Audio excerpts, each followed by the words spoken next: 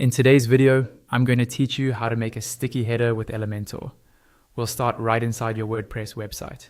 First, log into your WordPress admin dashboard. Once you're in, look over to the menu on the left-hand side. Find the Elementor section there, hover your mouse over it, and from the options that appear, choose the editor. This will open the Elementor dashboard within WordPress, where you can manage all your Elementor-powered parts of the site. On the left panel of the Elementor dashboard, look for the section called Templates, and under that, click on Theme Builder.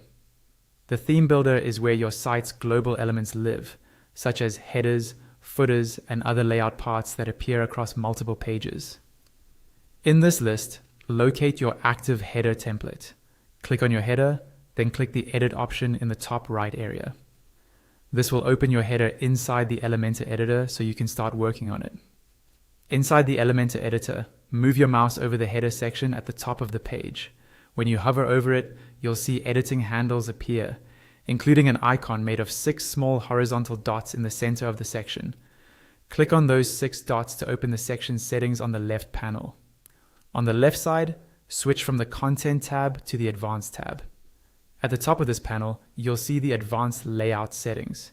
Here, find the field labeled Z-index. Set this value to 100 or higher. The Z-index controls how elements stack on top of each other, and setting it higher ensures your header stays visible above the rest of the page content when it becomes sticky. Next, scroll down within the Advanced tab until you see the Motion Effects section and click it to expand.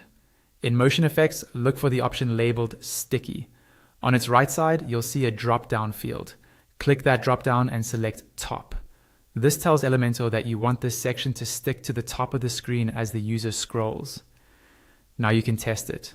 Use the preview area, scroll up and down the page, and you should see that your header stays fixed at the top of the screen, following the user as they move through the content.